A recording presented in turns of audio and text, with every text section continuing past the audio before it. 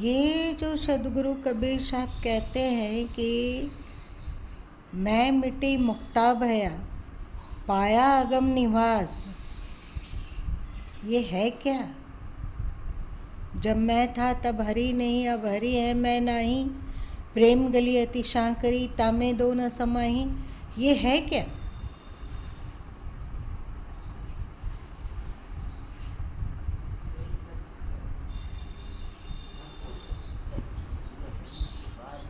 तो जब ये इस तरह का प्रेम होने लग जाता है तो हम लोग इस प्रेम से डर जाते हैं कि क्या करते हैं? उसमें भौतिक प्रेम का पानी डाल देते हैं जिससे कि वो नष्ट हो जाए, चाहे भौतिक कर्तव्यों का चट्टान उस पर पटक देते हैं कि वो समाप्त हो जाए, कि उसको खाद पानी देकर पल्लवित पुष्पित करते हैं।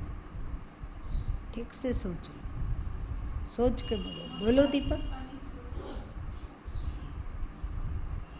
वैसा प्रेम होगा हाँ, मैं मिटने लगे, वैसा प्रेम होगा तब। लेकिन वैसा प्रेम कभी नहीं हुआ है, ऐसा ऐसी तो कोई बात ही नहीं है।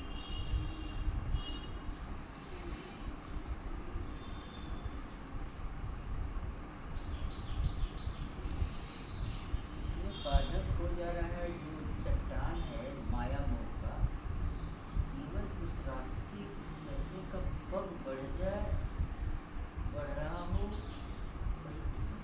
दबा रहा सब तरफ लोग उस ऊंचाई तक पहुंचे नहीं, इसलिए मिट्टी के नीचे बीज पड़ा, बीज पड़ा, उसे धूप मिली, पानी मिला, उपयुक्त अवसर आया, तो वो उससे अंकुर ऊपर उठने लगा।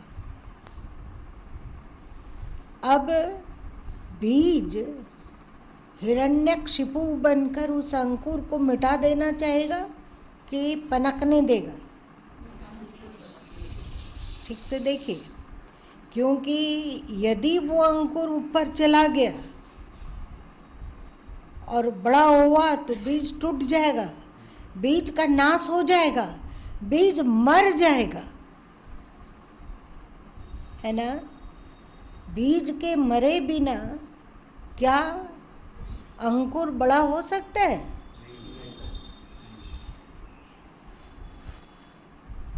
और यदि बीज मरने लग जाए, चटक तो गया ही है, अब जो उसका खोल है थोड़ा सा, वो भी अब उससे दूर होने वाला है, तो बीज चिल्लाता है कि रुको रुको रुको, और फिर जब लगता है कि मैं खोने वाला है तो चिल्लाता है मैं। और जैसे ही वो चिल्लाने लगता है मैं, तो सोचो कि वो अंकुर को ही दबोचा। मैं, मेरी इच्छा, मेरी अपेक्षा, मेरी समझ, मेरी सोच, मेरा सब कुछ,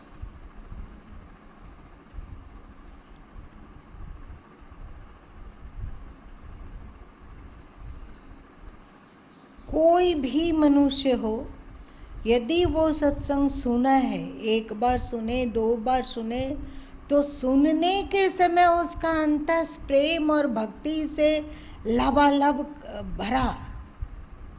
फिर क्या हुआ?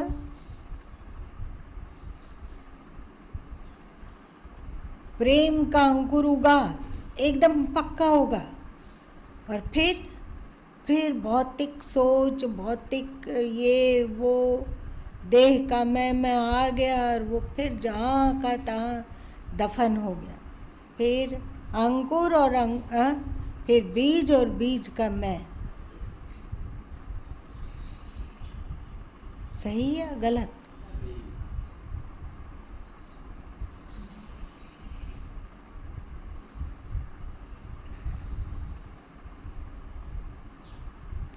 भौतिक दुनिया में प्रेम करने के लिए बहुत तरह तरह का वैरायटीज है। तुम लोग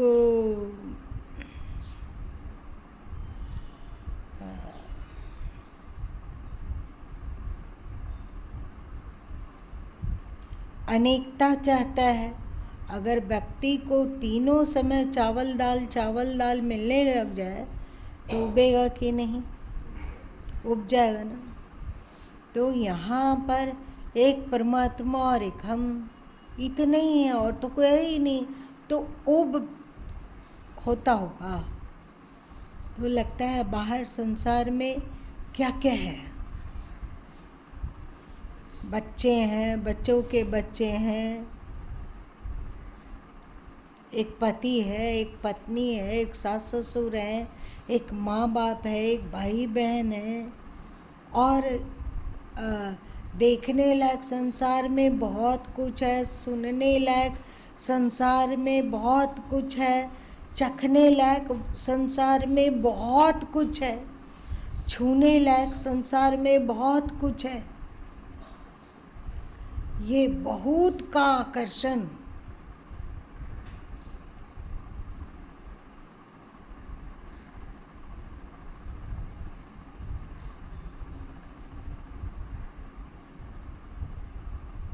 इशारे से हमको बुलाती है दुनिया। एक है ना भजन, क्या है जरा गाओ तो।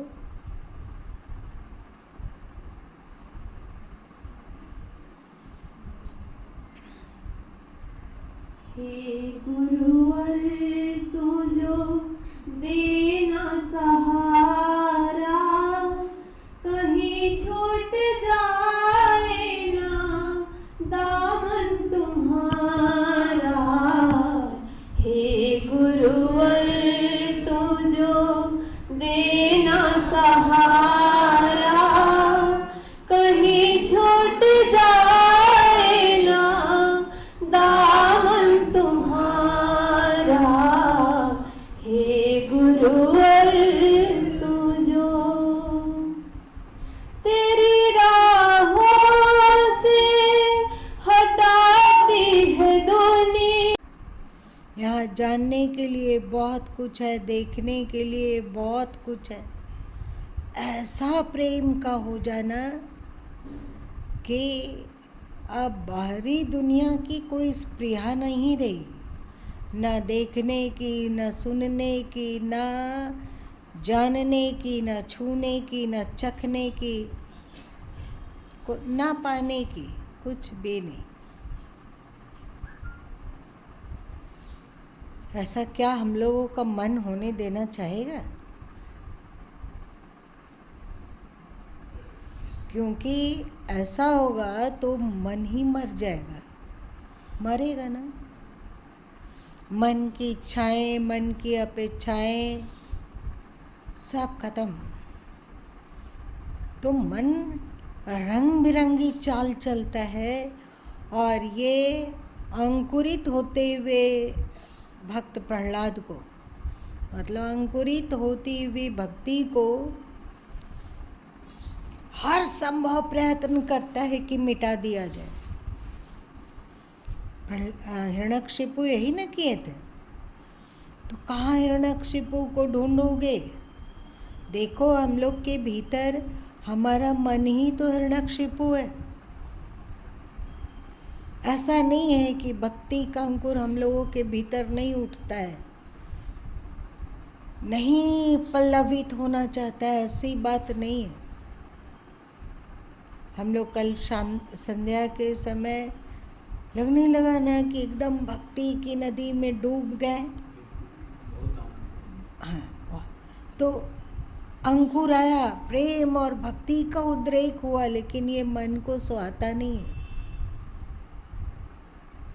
और वो बिल्कुल हिरण्यकशिपु की तरह ही इस भक्ति के पीछे पड़ जाता है।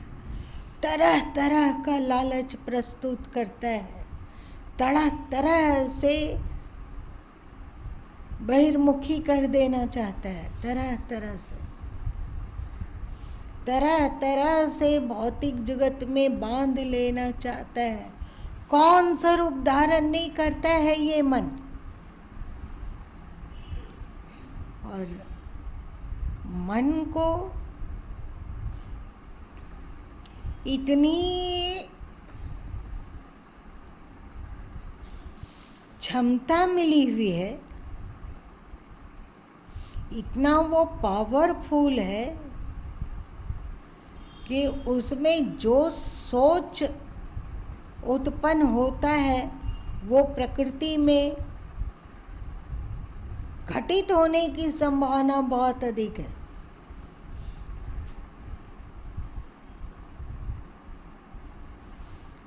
पहले मन उत्पन्न किया, भक्ति का अंकुर निकल रहा है, भक्ति विस्तारित होना चाह रही है अंतस में। मन को सुहाता नहीं है, बिल्कुल नहीं सुहाता है, इसलिए वहाँ संदेह उत्पन्न करना चाहता है। होता है ना, ईश्वर है भी कि नहीं है।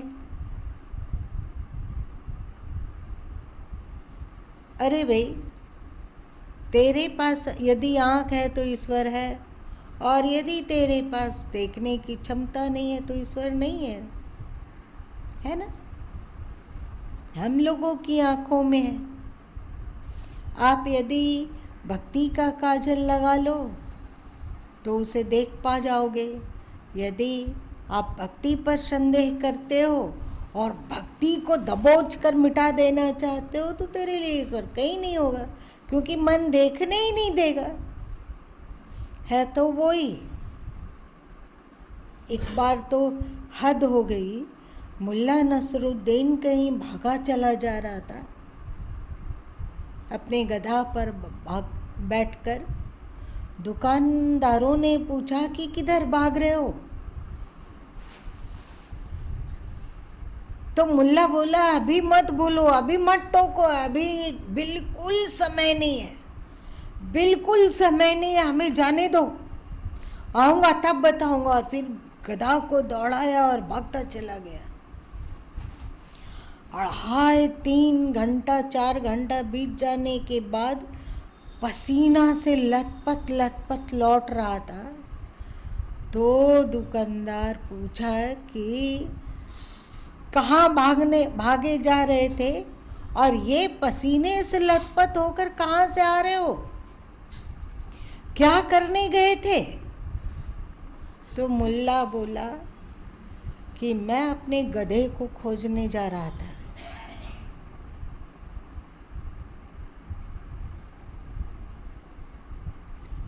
तो दुकानदार बोला, लेकिन तुम तो गधे में ही बैठे थे।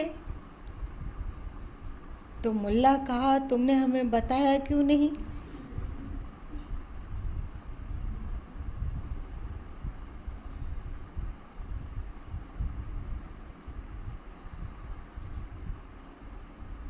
मतलब जिसे ढूंढा जा रहा है वो हमारे पास थे, पर बहिर्मुखता के कारण दिखती नहीं है। जिस ईश्वर को ढूंढा जाता है वो हमारे पास है, और बहिर्मुखता के कारण उसका न ज्ञान होता है न एहसास होता है, कुछ नहीं।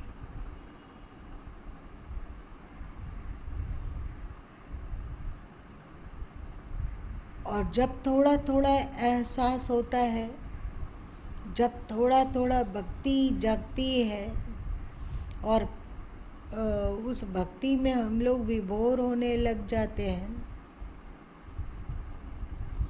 तो मन एक कोने में दुबका हुआ टुकुर टुकुर देखता है कि ये व्यक्ति भक्ति में विभोर हो रहा है। ऐसा ही चला तो मेरी मृत्यु है, मन की मृत्यु। मन के मरे बिना अध्यात्म में एक कदम आगे नहीं बढ़ाया जा सकता है। तुम लोग जो सुने कि गो चरमन जहाँ लगी जाए सो सब माया जाना हो भाई, हुआ ना। और उपनिषदें कही यन मनसा ना मनुते नाहुर मनोमतम, कि मन उसका चिंतन नहीं कर सकती, मन उसका चिंतन नहीं कर सकता। जिसकी क्षमता से मन चिंतन करता है, वो क्षमता जहाँ से आती है वो ईश्वर है, ना कि वह ईश्वर है जिसकी कि तुम खोज कर रहे हो। ईश्वर तब मिले जब मन मिटे।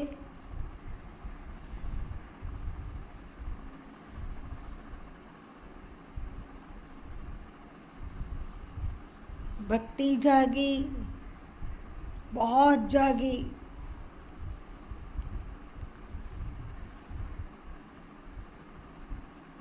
प्रेम में विभोर हुआ मन, तो इशारे से ये दुनिया बुलाती है कि नहीं?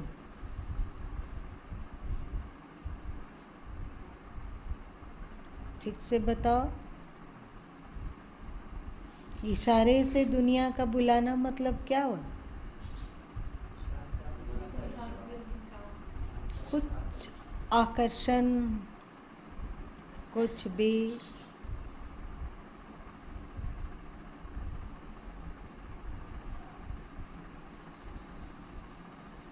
एक बार तुम लोगों को रविवारी सत्संग जब होता था उस समय सुनाया गया था कि गंगा के किनारे दो बड़े बड़े बाल रखने वाले लोग अपने आप को महाआध्यात्मिक कहने वाले लोग चर्चा कर रहे थे गीता का, उपनिषद का, आत्मज्ञान का, आत्म तत्व का। तभी एक युवक की दृष्टि गंगा की ओर पड़ी और वो भागा, दौड़ता हुआ भागा, फिर गंगा के किनारे खड़ा हुआ और फिर से लौट के आ गया और फिर उपनिषद की चर्चा होने लगी। तो पहला युवक बोला कि तुम भागे क्यों थे? तो बोला कि दूर में लगी कि कोई युवती स्नान कर रही है। देखो मन की करामत, दूर से लगा कि कोई युवती स्नान कर रही है तो उसको देखने के लिए भागा, वहां से दौड़ा, भागा। और जब वहां गया और वो डुबकी लगा के निकले तो बाल उन्होंने झटका तो जाना कि वो तो कोई साधु थे, तो फिर लौट के आ गया। ये इशारे से हमको बुलाती है दुनिया। आपने अपने मन में चोर को दबा रखा है, मतलब आपका मन ही चोर है। ई मन चंचल ई मन चोर, ये चोर है जो सत्य को तो ढक देता है और असत्य को नंगा कर देता है। सत्य ढका हुआ है, घूंघट के पटखोल है ना, ढका हुआ, घूंघट लगाया हुआ है, आवरण लगा हुआ है। सत्य वस्तुतः नग्न है, उसमें कोई घूंघट नहीं है, कोई पट नहीं है। पर मन हमारी देखने की क्षमता पर घूंघट लगा दिया है, इसलिए हम सत्य को नहीं देख पाते हैं, नहीं देख पाते हैं। अजीब अजीब चीज में मन का आकर्षण होता है, अजीब। और कभी कभी तो गुरु माँ सोचते हैं कि क्यों लोग पागल होते हैं संसार में, क्यों।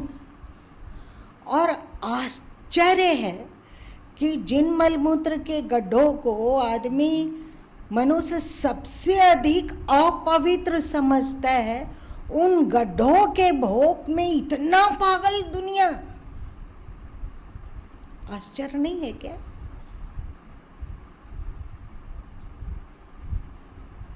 और क्या है? गड्ढों का भोग और गड्ढों का सुख, यही तो आकर्षण का केंद्र बन गया। और हद है कि स्त्री शरीर में पुरुष की वासना, पुरुष शरीर में स्त्री की वासना, ये आती कहाँ से है आखिर? कैसे भक्ति जगेगी, कैसे पल्लवित पुष्पित होगी भक्ति? भोग, इन्हीं गड्ढों का भोग कुत्ते कुत्ते में भोगा गया है कि नहीं? भोगा गया है ना। जितने कीड़े मकोड़े देवी देवता सबके सब में इस भोग को भोगा गया। तो आज भी उस भोग की वासना मनुष्य को पागल बना देती है। अध्यात्म के मार्ग में चलते हो तो आपको फिसलाने वाला, आपको संसार में बांधने वाला, आपको लालच देने वाला दो ही तो चीज है, एक कनक और कामिनी। क्या?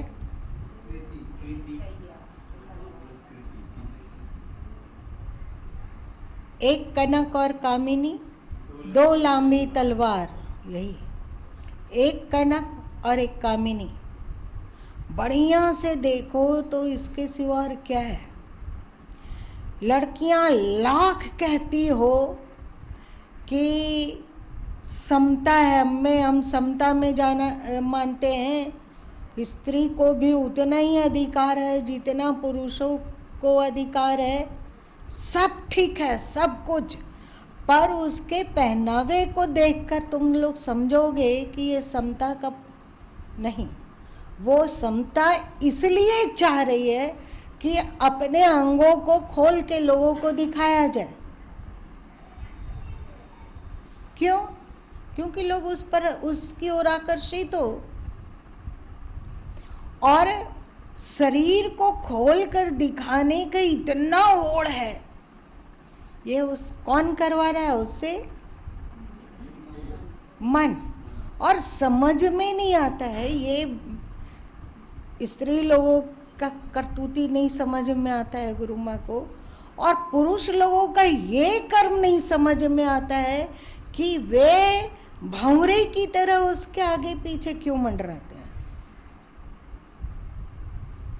आप लोगों को कुछ समझ में आता हो तो हमें बताओ, तुमको बता दो संजय, क्या कुछ समझा सकोगे गुरु माँ को कि क्यों लोग मंडराता है?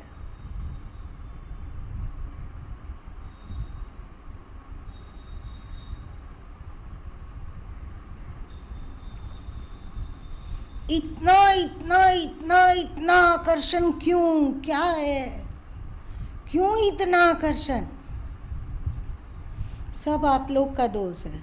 आप लोग कभी आश्रमवासी को से अकेले में बात नहीं करने देते हैं, तो आप लोगों के समक्ष ही जो आश्रमवासी को अथवा बाहरी लोग को कहना चाहते हैं वो सुनाते हैं।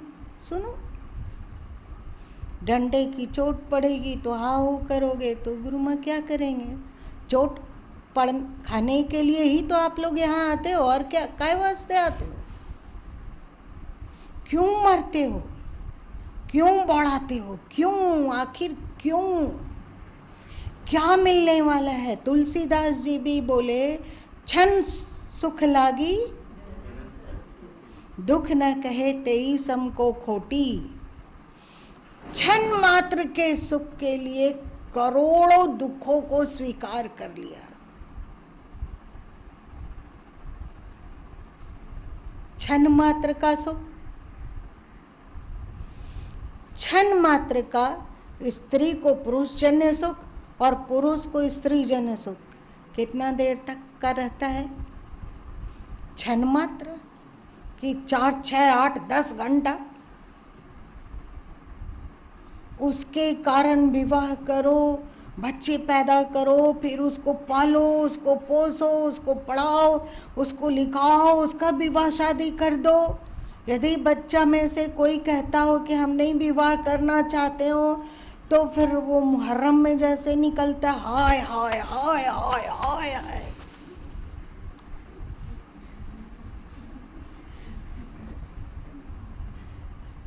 क्यों भाई? इसलिए कि जिन गड्ढों में हम डूबे उसमें हमारा भी बेटा बेटी डूबे,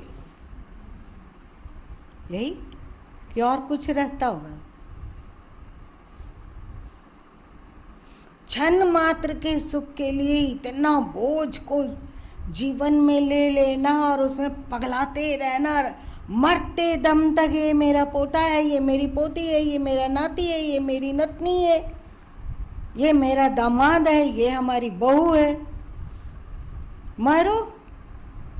आए थे हरि भजन को, होटन लगे कपास हो गया ना। तो मन अपनी चालबाजी करेगा ही। मन हर संभव कोशिश करता है कि आपके भक्ति प्रहलाद को वो मार डाले। करता है ना, अलग अलग। अब यदि आपकी उम्र ज़्यादा हो गई, अब कामिनी का आकर्षण नहीं रहा, तो कोई दूसरी चीज़ की ओर आकर्षण पैदा करेगा। फिर है ना, पोता पोती नाती नतनी, है ना कि नहीं है।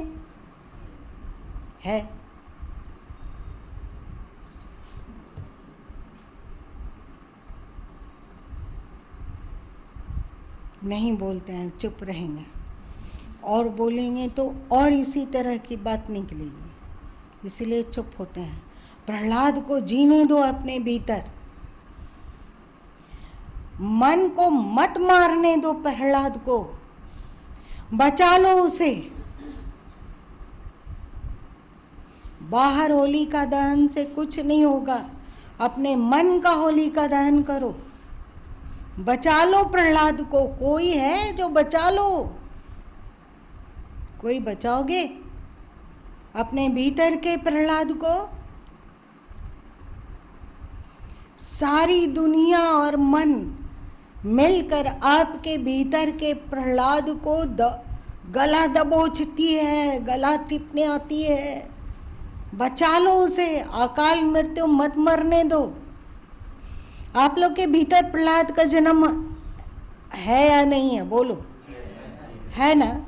सब में प्रहलाद है, जो कमजोर दुबला पतला सुखंडी लाल बन के किसी कोना में दुबका रहता है, और मन का साम्राज्य पूरा अंतस क्षेत्र में फैला हुआ है। मन मन मन। प्रहलाद के बच जाने पर बाहर की होली से हम लोगों को क्या मिलेगा? थोड़ा रिच भोजन, इसके अतिरिक्त क्या मिला?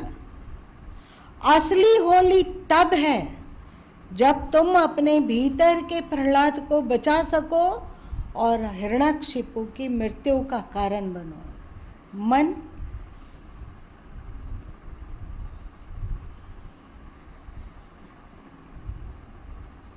यही लिखे थे भगवान, उसको भी मिटवा दिए ज्ञान सूत्र में। पता नहीं कौन सा बटन दब गया, मिट गया। चलो ठीक है।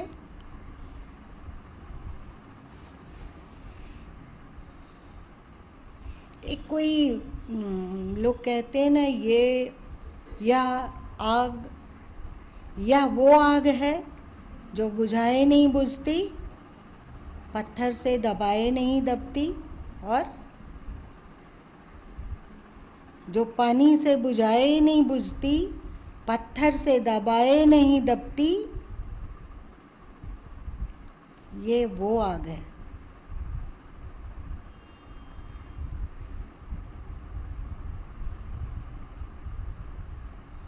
कौन सी आग? भक्ति की आग। जल जाने जो दो सभी कामनाओं को इसमें। जाको कछु न चाहिए सो जाग साहन पति शाह, यही है ना? नहीं चाहिए, कुछ भी नहीं।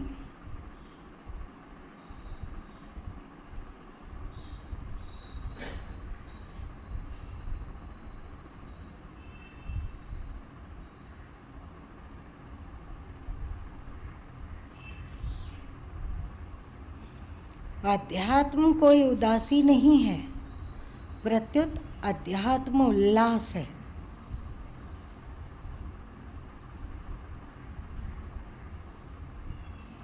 प्रहलाद बचा तो उदासी है कि उल्लास है? तुम्हारे भीतर का भी प्रहलाद जब बच जाएगा तो वहाँ उल्लास ही उल्लास है। ऐसा नहीं कि उदासी है, तुम मुंह लटका के बैठे रहोगे, ऐसी बात नहीं है। भौरे की तरह गुनगुनाओगे, हरीन की तरह छलांगे लगेगी, गंगा की तरह कलकल बहोगे, पत्तों की तरह आनंद में खड़खड़ाओगे।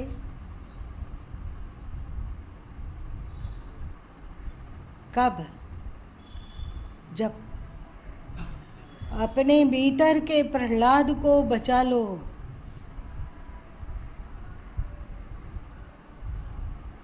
आप लोग को दया नहीं लग रही है?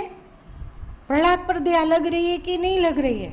अपने भीतर पलते हुए प्रहलाद पर दया नहीं? माँ हो तुम लोग, तुम्हारे भीतर प्रहलाद का शिशु पल रहा है, मत मारो उसे। कनक कामिनी की आकांक्षाओं से मत मारो उसे। कीर्ति यश की के पत्थरों से मत कुचलो उसे। जीने दो, जन्म लेने दो उसे, आने दो धरती पर उसे, मत मारो। आपको लग रहा है कि आप लोग गर्भवती हैं? आप लोगों के भीतर प्रहलाद का शिशु पल रहा है कि नहीं? देखो, बचा लो इस गर्भ को, मत मिटने दो।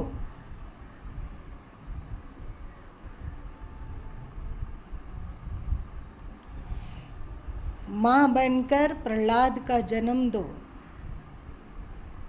उसकी रक्षा करो, बचाओ उसे। किससे? मन से।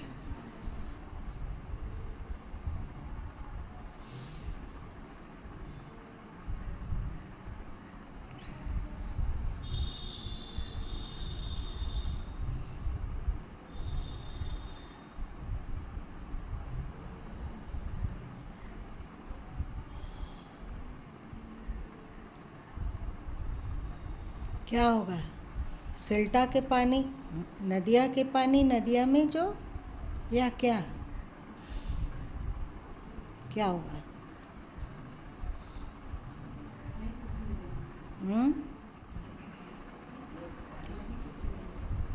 नहीं सूखेगा, बचा लेंगे।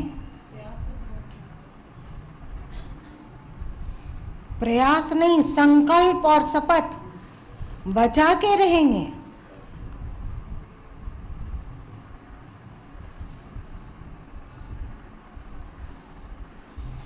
चल,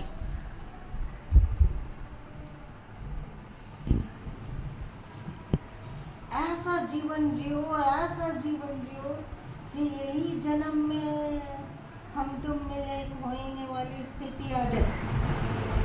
अगर ऐसा ना हो सके और जन्म लेना पड़े तो बचपन में ही सनक संदन की तरह विरक्त होके निकल चलो। ऐसा संस्कार बना लो आज ही। ऐसा ना हो कि फिर जब जन्म हो तो यही गड्ढा का लालच अपनी ओर आकर्षित करे और फिर पचने मरने लग जाए संसार में। ऐसा ना हो। आप लोग चाहते हैं कि ऐसा ही हो? नहीं ना? तो बनाओ संस्कार जल्दी से।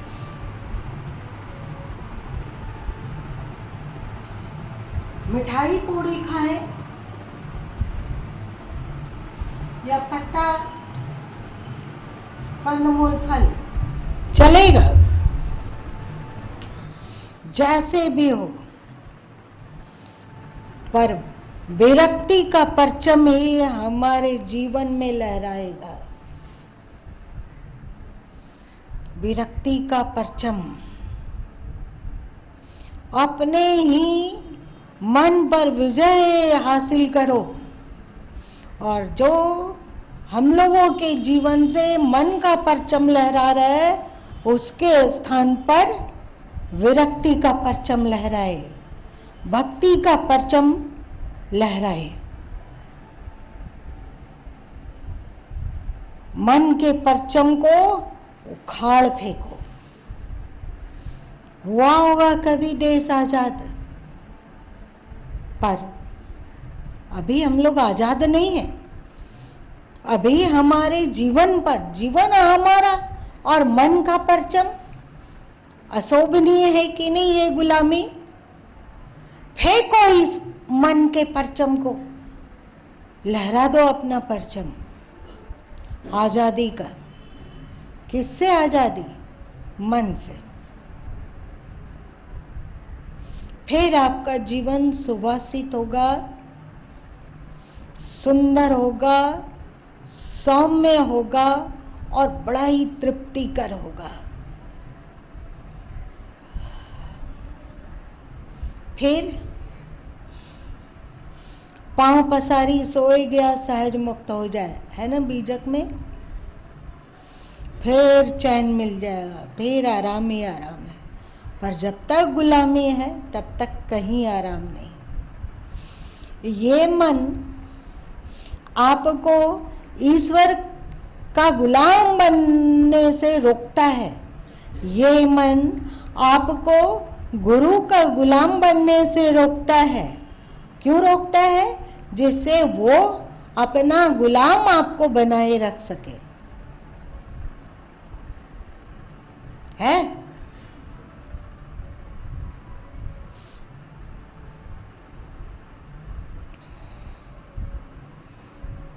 मेरी बात का मनन करते रहना।